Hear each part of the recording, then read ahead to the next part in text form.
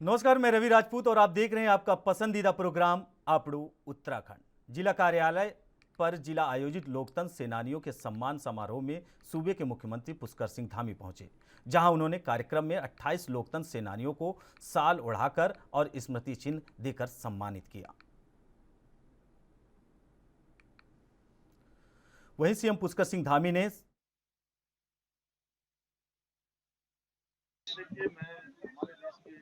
प्रधानमंत्री मोदी जी का बहुत उनका धन्यवाद व्यक्त करना चाहता हूँ कि प्रदेश के सभी विषयों पर, चाहे वो हमारा जीएसटी कंपनसेशन का मामला हो, चाहे हमारा एयरपोर्ट से जुड़े हुए मामले हो, बिजली परियोजनाओं की बात हो, मानस खंड मंदिर माला मिशन की बात हो, या तीर्थनगरी हरिद्वार को जो है एक नए स्वरूप में विकसित करने की बात हो, सभी पर माननीय प्रधानमंत्री जी से, गृह मंत्री जी से, रक्षा मंत्री जी से सभी विषयों पर हमारे राष्ट्रीय अध्यक्ष नड्डा जी का मार्गदर्शन लिया है। सभी का सकारात्मक रूप से, और माननीय प्रधानमंत्री जी का तो उत्तराखंड के साथ एक विशेष लगाव है और लगातार वो उत्तराखंड के बारे में स्वयं भी चिंता करते हैं कि कौन से काम कितने आगे बढ़े हैं, लगातार उनकी समीक्षा करते हैं। मैं कहूँगा कि सबका मार्गदर्शन मिला है, सबका स्नेह मिला है और हम उसको। वहीं एक और प्रदेश भर में आज बीजेपी पार्टी के पदाधिकारी और कार्यकर्ता इंदिरा गांधी द्वारा लगाए गए आपातकालीन का विरोध कर रहे हैं। वहीं इस कड़ी में उत्तराखंड के सीएम पुष्कर सिंह धामी ने भी ट्वीट कर कांग्रेस पर निशाना साधा है। उन्होंने कहा कि वर्ष 1975 में आज ही के दिन सत्ता के लोभ में कांग्रेस ने आपातकाल के काले अध्याय को लिखते हुए लोकतंत्र और आम नागरिकों के अधिकारों की हत्या की थी।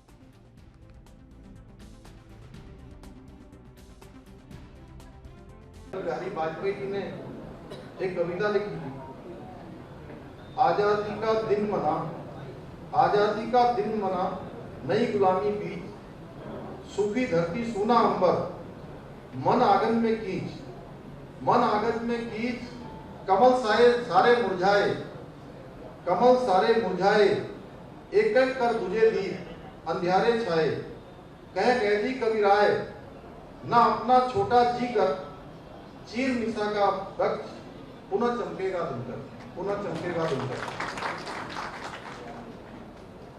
और अटल जी के कहे हुए शब्द सत्य साबित हुए और उनकी जन भावनाओं के सामने उस समय लोगों को झुकना पड़ा।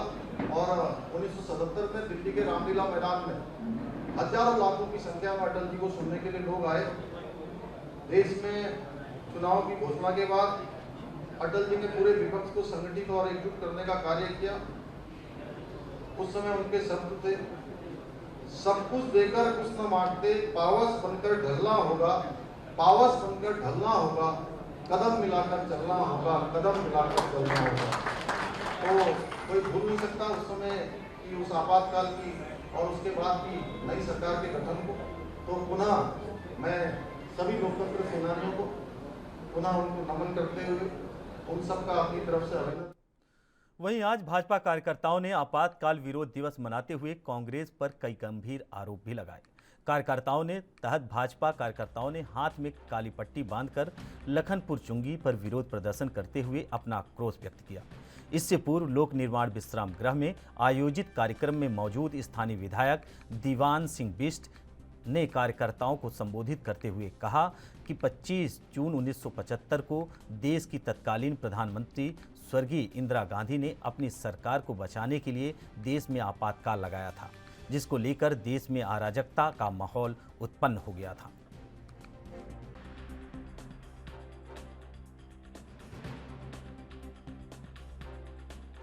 आज से ठीक 47 साल पहले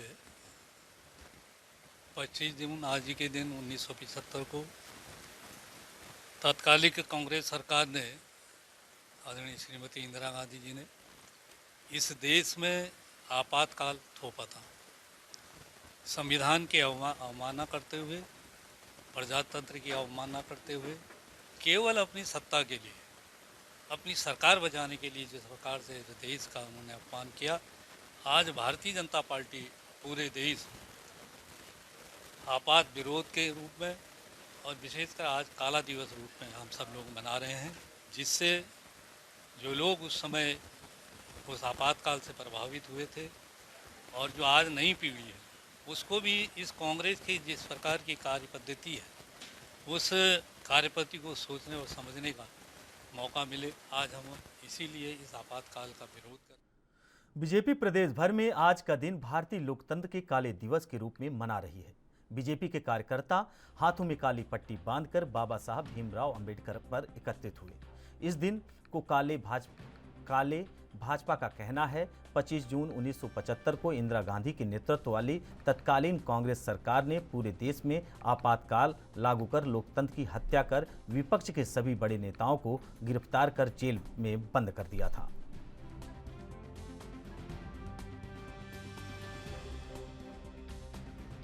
भारतीय जनतंत्र के इतिहास के सबसे काले अध्याय इमरजेंसी 1975 की को हम फिर याद करा रहे हैं। घड़ियाली आंसू बहाने वाले जनतंत्र के नाम पे, डेमोक्रेसी के नाम पे का असली चेहरा लोगों को दिखाने की हम प्रयास कर रहे हैं। ये वो काला समय है जब हर किसी को बिना किसी कारण के जेल में डाल दिया गया था और गैर कानूनी ढंग से हर चीज को तोड़ा जा रहा था। हर संस्था जो थी उस पर कब्जा जो है वो कांग्रेस के लोग गैर कानूनी ढंग से कर रहे थे और पूरा जो जनतंत्र था उसे खत्म करने का पूरी साजिश की गई थी। ये तो भारतीय जो जनता है, भारत के जो जन है, उनके प्रयासों द्वारा, उनकी इच्छा शक्ति के कारण इंदिरा गांधी को झुकना पड़ा और दोबारा से चुनाव हुए, जिसमें इंदिरा गांधी की और उनके सुपुत्र संजय जी की करारी हार हुई। ये एक इतिहास है कि उस पर उत्तर प्रदेश में 85 सीटें होती थी, 85 की 85 कांग्रेस हारी थी, बिहार में 54 की 54 हारी थी, दिल्ली में भी पूरी हारी थी, पंजाब में भी पूरी हारी थी, हरियाणा में भी पूरी हारी थी। तो एक लहर चली थी। वहीं खबर हरिद्वार से है, जहां हरिद्वार ग्रामीण विधानसभा जमालपुर के कार्यकर्ताओं ने कटारपुर चौराहा स्थित भाजपा कार्यालय पर बैठक की। 1975 में कांग्रेस सरकार द्वारा लगाए गए आपातकाल का हाथ पर काली पट्टी बांधकर विरोध किया। वहीं भाजपा किसान मोर्चा के जिला महामंत्री धर्मेंद्र सिंह चौहान और मंडल अध्यक्ष विकास कुमार ने कहा कि आपातकाल भारतीय इतिहास में काला धब्बा है, जिसे इंदिरा गांधी के द्वारा लगाया गया था। इसका विरोध हो रहा है और आपातकाल एक ऐसी स्थिति होती है कि जिसमें जो हमारे संवैधानिक अधिकार होते हैं या हमारे जो जितने भी अधिकार होते हैं उस सबको छीन लिया जाता है। आपातकाल किसी देश के अंदर काला धब्बा होता है और वो काले धब्बे को लगाने का काम इंदिरा गांधी के द्वारा किया गया। आज तक की जब तक हमारा देश स्वतंत्र हुआ उससे के इतिहास में एक बार आपातकाल लगा और वो आपातकाल भी किसी जो प्रधानमंत्री था इंदिरा गांधी कांग्रेस के प्रधानमंत्री के द्वारा लगा गया और 70 सालों में कांग्रेस ने पीछे धकेलने का काम किया देश को। और आज मोदी जी के नेतृत्व में, भारतीय जनता पार्टी के नेतृत्व में ये देश आगे बढ़ रहा है, तो ऐसा दोबारा ना हो को देखते पूरे देश के अंदर उस समय इमरजेंसी लगा दी गई थी और इमरजेंसी लगभग 2 साल रही है। उस 2 साल में देश की स्थिति इतनी नाजुक हो गई थी कि हम उजड़ चुका था हमारा देश। सभी जो गरीब व्यक्ति थे उनको ज़बरदस्ती घर से उठा लिया गया था, खाने के लिए मोहताज थे। कुल मिलाकर बात ये कही जा कि इंदिरा गांधी का ये विश्व में सबसे गलत फैसला रहा जितने भी प्रधानमंत्री विश्व के अंदर बने हैं। भारत को ही छोड़िए, आज तक किसी देश में इस तरह की इमरजेंसी 2 साल नहीं रही है।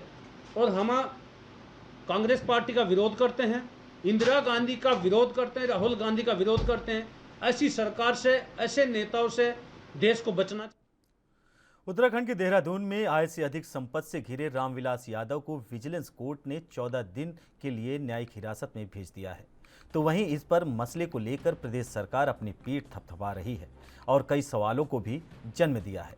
वहीं कैबिनेट मंत्री गणेश जोशी ने कहा कि उत्तराखंड में ऐसी कई रामविलास हैं जिन पर कार्रवाई होगी और वहीं उन्होंने सरकार की पीठ थपथपाते हुए कहा कि प्रदेश सरकार जीरो टॉलरेंस की नीति पर चल रही है, जिसके चलते रामविलास यादव पहले निष्कासित हुए, उसके बाद गिरफ्तार हुए, न्यायिक हिरासत में भी भेजा गया। वहीं गणेश जोशी ने इस बयान से ब्यूरोक्रेट में खलबली मचा दी है।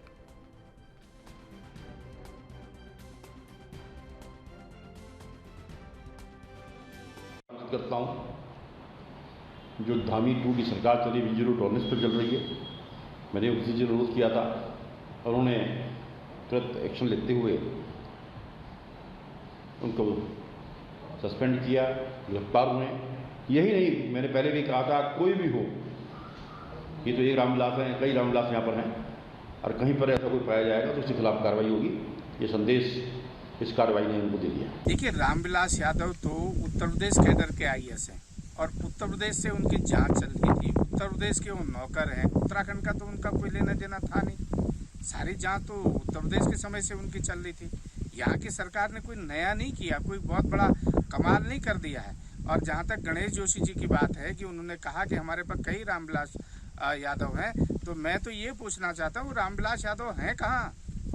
विगत 5 वर्षों से 6 वर्षों से उनकी सरकार उत्तराखंड में काम कर रही है। जीरो टॉलरेंस की बात करते हैं, अगर ऐसे कहीं है तो ये कहाँ छिपा के रखे हैं? कृपया उनको भी बाहर निकालिए या अपना भी देख लीजिए। मंत्रियों के ऊपर भी तो देखें, जिन मंत्रियों के अधीन ये अधिकारी काम कर रहे हैं, क्या उन मंत्रियों का संरक्षण इन अधिकारियों को नहीं है? ये बात करते हैं जीरो टॉलरेंस की। पूरी सरकार भ्रष्टाचार में आखंड तक डूबी हुई है। अगर मुख्यमंत्री पर थोड़ी भी हिम्मत होती तो देना जांच के आदेश बड़े बड़े अधिकारियों के ऊपर दें, तो पता लगे कि हैं कहाँ इनके रामविलास, क्योंकि ये तो खुद ही संरक्षण देने वाले हैं, भ्रष्ट। कांग्रेस के पूर्व प्रदेश अध्यक्ष चकराता विधायक प्रीतम सिंह ने जीरो टॉलरेंस की सरकार पर निशाना साधते हुए कहा कि बर्खास्त आईएएस रामविलास यादव की विजिलेंस द्वारा की गई गिरफ्तारी को लेकर सरकार की कोई उपलब्धि नहीं है। प्रीतम सिंह ने आगे कहा कि किसी व्यक्ति द्वारा बर्खास्त आईएएस रामविलास यादव के खिलाफ शिकायत दर्ज कराई गई थी, जिसके बाद विजिलेंस ने कार्रवाई की। साथ ही उन्होंने कहा कि बीजेपी ने 2017 के विधानसभा चुनाव में वादा किया था, अगर भाजपा प्रदेश सरकार में बनती है तो 100 दिनों के अंदर लोकायुक्त का गठन किया जाएगा। वहीं 2017 के बाद 2022 में फिर से बीजेपी सत्ता पर काबिज हो गई है, लेकिन अभी तक लोकायुक्त पर कोई पहल नहीं की गई है।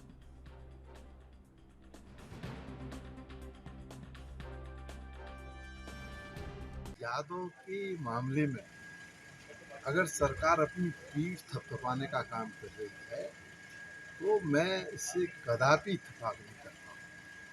जो आईएएस यादव हैं उनकी शिकायत एक व्यक्ति द्वारा की गई और उस शिकायत पर जो है विजिलेंस जांच बैठाई गई और जांच के बाद सब तथ्य सामने आए। मैं तो सरकार से एक बात पूछना चाहता हूँ, यदि सरकार का वास्तव में भ्रष्टाचार पर जीरो टॉलरेंस है तो भाई 2017 में आपने एक नारा दिया था कि भ्रष्टाचार पर जीरो टॉलरेंस है और हम 100 दिन के अंदर लोकायुक्त लाएंगे, तो फिर लोकायुक्त अब तक आया क्यों नहीं है? सरकार जानती है कि अगर लोकायुक्त आएगा तो उसकी जद में सरकार। वहीं देश भर में अग्निपथ योजना के खिलाफ हो रहे प्रदर्शन और उग्र आंदोलन को ध्यान में रखते हुए हाल ही में कांग्रेस पार्टी हाईकमान ने ईडी और सीबीआई जैसे मुद्दों को छोड़कर अग्निपथ योजना को लेकर बीजेपी सरकार को घेरने की राजनीति बनाई है। इसके मद्देनजर 27 जून से कांग्रेस प्रदेश में सत्याग्रह करने जा रही है। कांग्रेस पार्टी के प्रदेश अध्यक्ष करण महारा ने मीडिया से बातचीत में कहा कि सत्याग्रह को लेकर कार्यकर्ताओं को दिशा निर्देश दिया जा रहा है और संगठित तरीके से सत्याग्रह का आंदोलन किया जाएगा।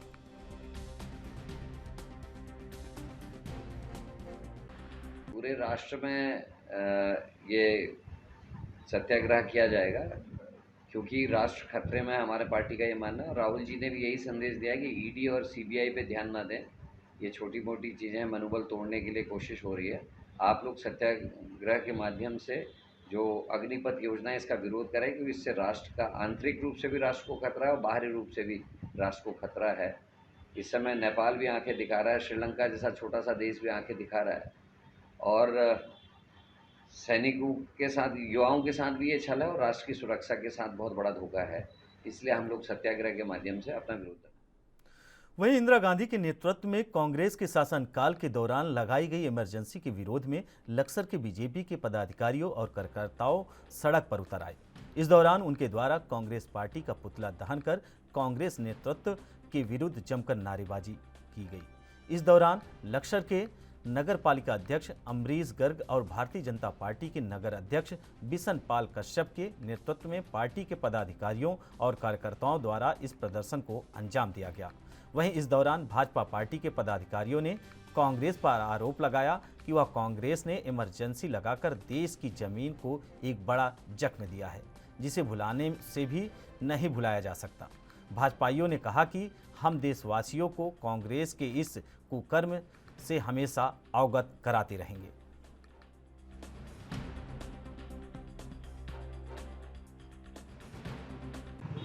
आज भारतीय जनता पार्टी द्वारा 25 जून को हमने काला दिवस के रूप में मनाया है, क्योंकि आज ही की डेट को सन 1975 25 जून को कांग्रेस सरकार, इंदिरा गांधी सरकार ने एक इस देश पर, लोकतांत्रिक देश पर इमरजेंसी थोपी गई। सिर्फ इमरजेंसी वो काला कानून है जिसमें किसी भी नागरिक का जो अपना अधिकार है वो समाप्त हो जाता है। भ्रष्टाचार में लिप्त रही है, देश के शोषण में रही है। 1975 में 25 जून को जो इमरजेंसी लगाई गई थी, माननीय उच्च न्यायालय इलाहाबाद ने इंदिरा गांधी जी के अवैध चुनाव को अवैध घोषित कर दिया था और 6 साल चुनाव लड़ने में पाबंदी लगाई थी। एक तो न्यायपालिका का गला घोटने के लिए, लोकतंत्र का गला घोटने के लिए इमरजेंसी इंदिरा जी ने लगाई थी, जिसको हमारी भारतीय जनता पार्टी काले दिवस। तत्कालीन प्रधानमंत्री श्रीमती इंदिरा गांधी जी का चुनाव निरस्त कर दिया था और उस समय जेपी नारायण जी ने आंदोलन चलाया कि उन्हें अपने पद से इस्तीफा देना चाहिए। तो इंदिरा गांधी जी ने अपने पद से इस्तीफा ना देकर देश के अंदर इमरजेंसी लगाई और देश में जो बड़े बड़े राजनीतिक लोग थे, विरोधी लोग थे, जिन्हें जनता का समर्थन प्राप्त था, उन्हें सबको जेलों में ठूस दिया। इतना ही नहीं, लोकतंत्र के चौथे स्तंभ मीडिया पर, उस टाइम प्रिंट मीडिया होती थी, उन पर भी प्रतिबंध लगा दिया गया। फिलहाल रुकते एक छोटे से ब्रेक लिए, ब्रेक के बाद जल्द हाजिर होते हैं।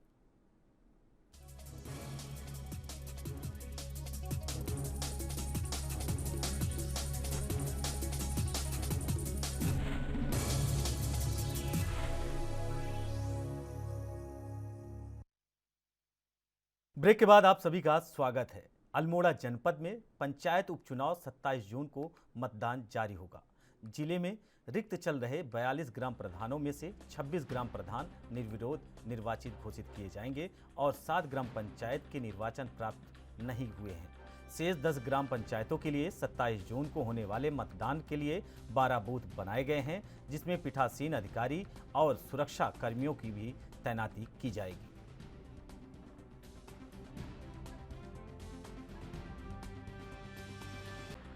ग्राम सभाएं हमारी खाली थी। आज की स्थिति ये है कि 7 ग्राम सभाओं में हमारे पास कोई निर्वाचन प्राप्त नहीं हुआ है।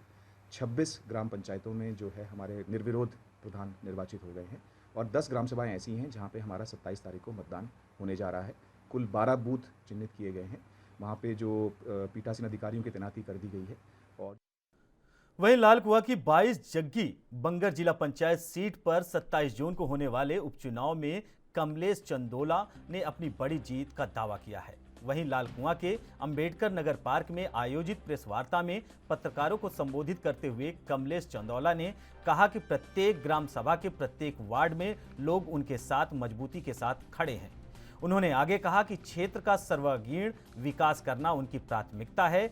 यह भी कहा कि केंद्र और प्रदेश में भारतीय जनता पार्टी की सरकार है, लिहाजा क्षेत्र के विकास को उनकी जीत के बाद इसका भरपूर लाभ भी मिलेगा।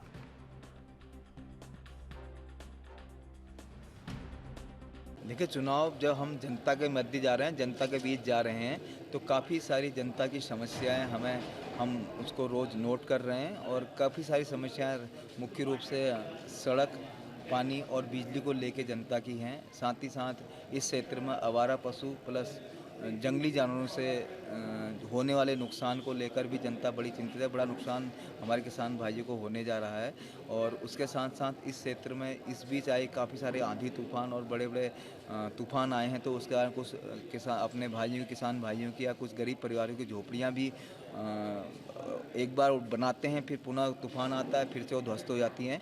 तो ऐसी शौचालय, कई गरीब परिवार का शौचालय नहीं है, तो निश्चित रूप से काफ़ी सारी समस्याएं जो जनता की है वो रोज़ देखने को मिल रही है और कहीं ना कहीं वो ध्यान में रखकर उनको नोट करते हुए प्राथमिकता हमारी ये है कि जनता हमारे कार्यों को मोहर लगाती है, विश्वास जताती है, तो प्राथमिकता ये रहेगी कि इन्हीं कार्यों का सर्वप्रथम निराकरण किया जाए, क्योंकि प्रदेश और वर्तमान में केंद्र में भी है जितनी भी जन कल्याणकारी योजनाएं आती हैं उनका लाभ जो है जनता तक सीधे पहुंचाने का मेरा प्रथम प्रयास है। तो पूर्ण समर्थन मुझे मिल रहा है। जहां भी जा रहे हैं हम घर से अकेले चलते हैं, फिर हर घर से एक व्यक्ति निकलता है, वो हमारे साथ हो लेता है और जब तक हम अंतिम अपना चुनाव अभियान रोज़ के दिन का चाहे शाम का या सुबह का ख़त्म नहीं कर लेते हैं तब तक वो हमारे साथ रहता है। तो अपार जन समर्थन बिना बोले मुझे मिल रहा है। जनता खुद बोल रही है कि आप इस क्षेत्र में आइए, हमारे क्षेत्र में आइए, आपका स्वागत है।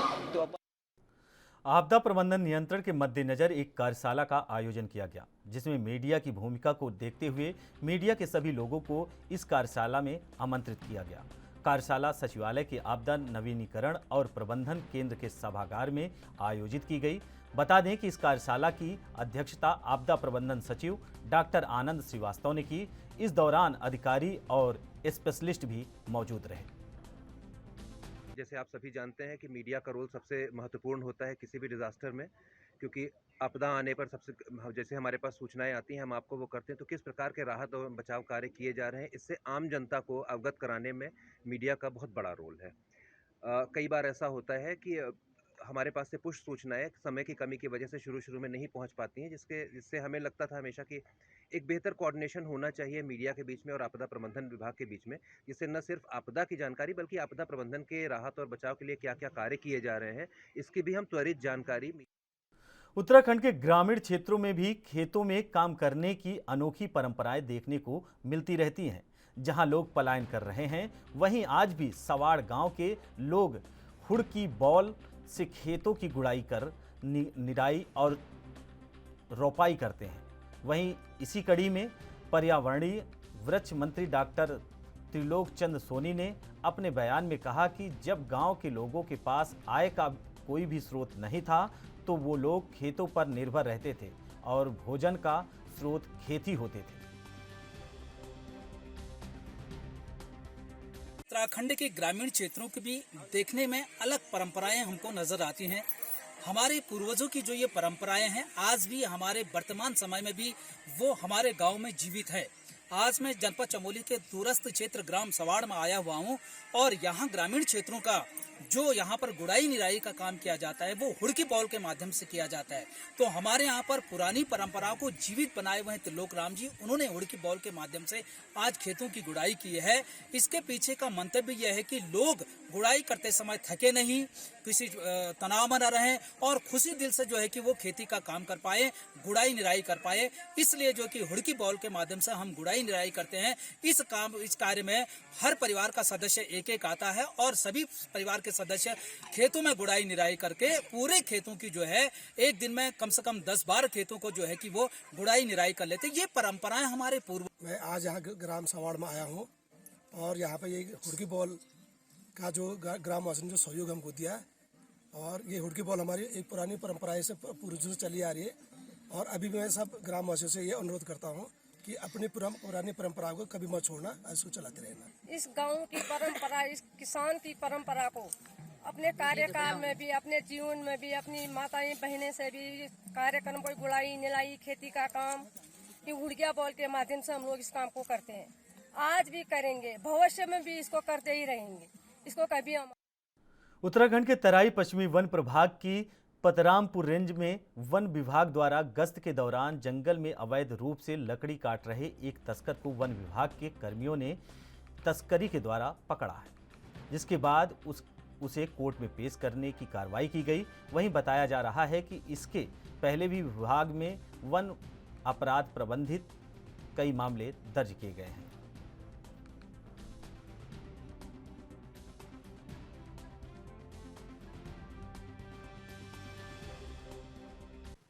आज सुबह लगभग 2:45 बजे हमारी एक गश्ती दल की टीम तुमड़िया बीट में गश्त कर रही थी। तभी उन्हें कुछ मोटरसाइकिलों के चिन्ह दिखाई दिए टायरों के।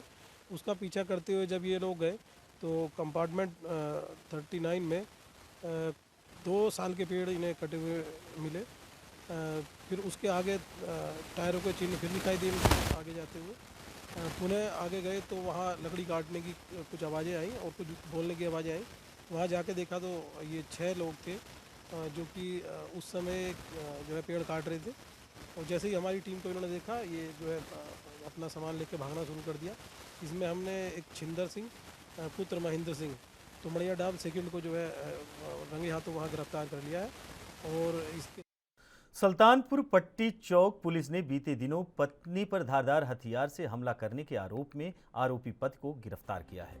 पुलिस को आरोपी पति के पास से एक चाकू और एक पाटल बरामद हुआ है। पुलिस ने आरोपी के खिलाफ मुकदमा दर्ज कर उसे न्यायालय में भेज दिया है। बता दें कि बीते दिनों सुल्तानपुर पट्टी के ग्राम रामजीवनपुर में एक महिला अपने रिश्तेदार के यहाँ शादी पर जा रही थी कि उसके पति गुड्डू ने धारदार हथियार से अपनी पत्नी पर हमला कर दिया, जिसके बाद महिला ने पुलिस को तहरीर देकर कार्रवाई की मांग की थी।